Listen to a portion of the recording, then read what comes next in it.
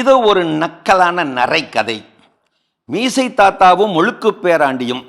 பேராண்டி விளையாட்டிலே பேசி, தாத்தா டையடிப்பதிலே பேசி உற்று பார்த்த பேராண்டி கேட்டான், தாத்தா ஏன் இந்த வெட்டி வேலை?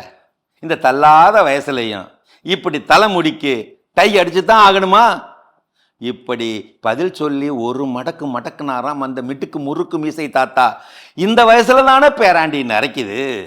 எப்படி நம்ம லொல்லு தாத்தா சூப்பர்ல. மீசை தாத்தாவும் முழுக்க பேராண்டியும். பேராண்டி விளையாட்டிலே பேசி தையடிப்பதிலே தாத்தா பேசி உற்று பார்த்த பேராண்டி கேட்கிறேன், ஏன் தாத்தா இந்த வயசுல இந்த வெட்டி வேலை? இந்த தள்ளாத வயசுலையும் இப்படி தலைமுடிக்கு நீ தையடிச்சுட்டு தான் திரியணுமா? இப்படி பதில் சொல்லி ஒரு மடக்கு மடக்குனாராம் அந்த மிடுக்கு முறுக்கு மீசை தாத்தா. இந்த வயசுல தானே பேராண்டி நரைக்குது. ஓடுற நரியில ஒரு நரி கிளநரி, கிளநரி முதுகுல ஒரு முடி நரமுடி. எங்க இதை நிறுத்தாம படு வேகமா ஒரு தடவை திரும்ப திரும்ப திரும்ப சொல்லி பார்ப்போமா? சொல்றீங்களா? ஓடுற நரியில ஒரு நரி கிளநரி, கிளநரி முதுகுல ஒரு முடி நரமுடி. ஓடுற நரியில ஒரு நரி கிளநரி, கிளநரி முதுகுல ஒரு முடி நரமுடி. சொல்லி பாருங்க நாள் முழுக்க. அதுவா வளரும் போது காசு கொடுத்து வெட்டுறோம், அதுவா உதிரும் போது காசு கொடுத்து வளர்க்குறோம். என்னடா இந்த முடிக்கு வந்த சோதனை? என்ன செய்ய?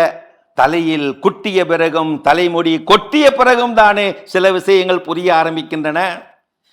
இப்படி ஒரு அறிவுத்தனமான புலம்பல். அடிக்கிற வெயிலில் மண்டையில் இந்த முடி முளைக்கிறதுக்கு பதிலாக செடியே முளைச்சிருக்கலாம். ஒரு குழந்தையின் பட்டப்பகல் புலம்பல் இது. சாமிக்கு மொட்டை போடணும்னு சொல்லித்தான் கூட்டிட்டு போனானுங்க, நம்பித்தான் நான் போனேன்.